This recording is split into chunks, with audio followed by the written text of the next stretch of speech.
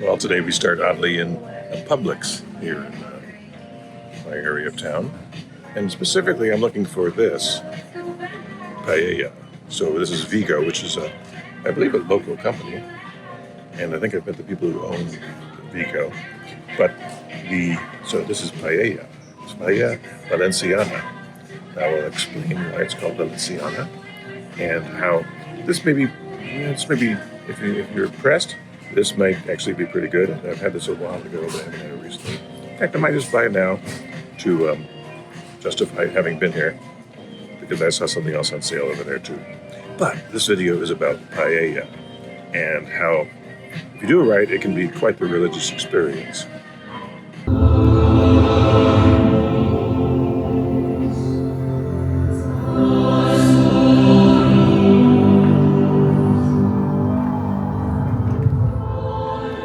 Well, hola amigos, and hello.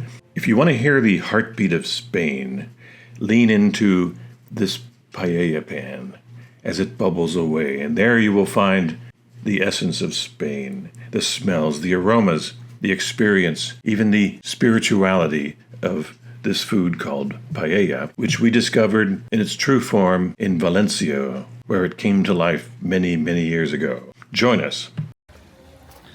We are in El Palmar, which I'll show you on a map. It's kind of a neat place. It's a small village, small fishing village, nestled among between the national park called Albufera and a lake called Albufera and the Mediterranean Sea. So on the lake they grow the rice, and on the sea they get the ingredients for this dish that you may have heard of called paella. So this is where paella was born. We should walk down there and see that.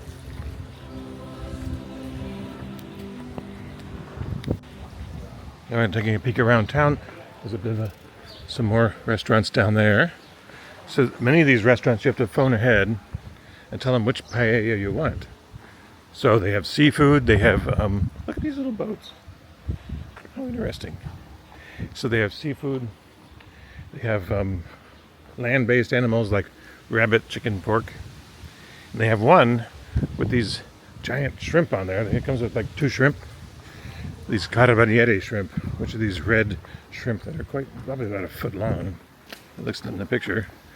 So I think we're doing the land-based ones because our patrons prefer not to have seafood. But that's fine. Everything will be great. Or maybe we're ordering 2. Oh, by the way, it's raining. So we went to the the back of the restaurant. So we're going to go around the front. I probably should, but I'm not that long. So there's the restaurant we were eating at. Crujiente with tuna fish inside, and a crujiente with a anchovy from Cantabria on top. Here with our amigos de España, Danielle and Nina. In, where are we? Casa Maribel?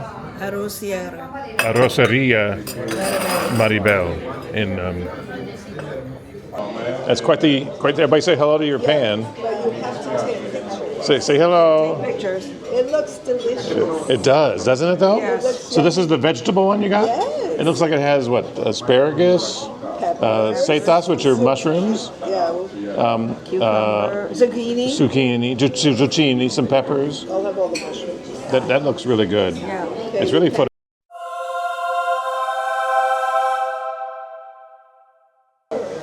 There comes the other one. Well, we have tomorrow. There we go. Take. All right, so I will flip the camera around and get all of us in here. There we all are. Look, before you start, look at the camera.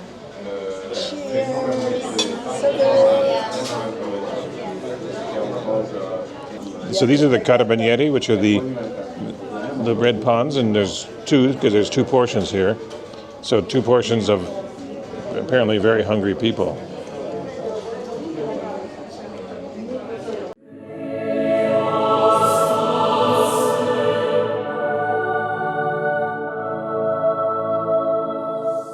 Mmm.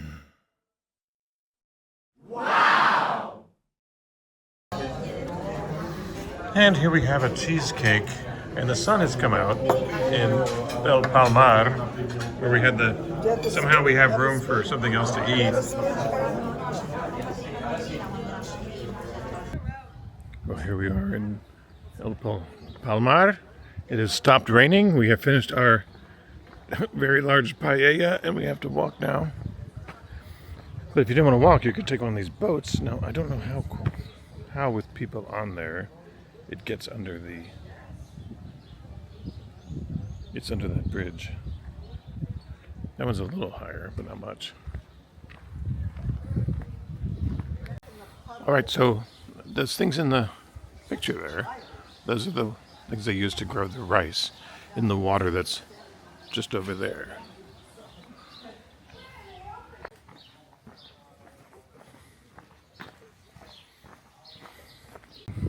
We're almost on the Mediterranean. So the Mediterranean is just on the other side of those buildings way off in the distance. So we're still in the Albufera section of the area. Very neat. This is very different from everything else. All right, brace yourself. We are on the main street of El Palmar here in the state of Valencia, Spain. Great food. The one downside is it's rather remote. So you can take a bus, which leaves every hour, or take an Uber, which is not terribly expensive, especially divided among 4 people. So that's what we're doing now. It's a cute little, almost like Wild West town. If the Wild West town had only restaurants.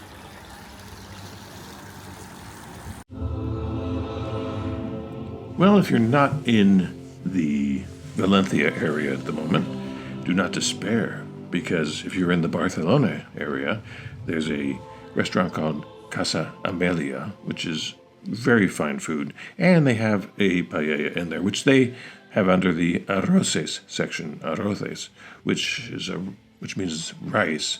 So if you're not in Valencia, a fine restaurant will call their dishes rice dishes, arroces. So, but if you're not in Spain at all, you can certainly find paella if you're in the United States. In Florida, there's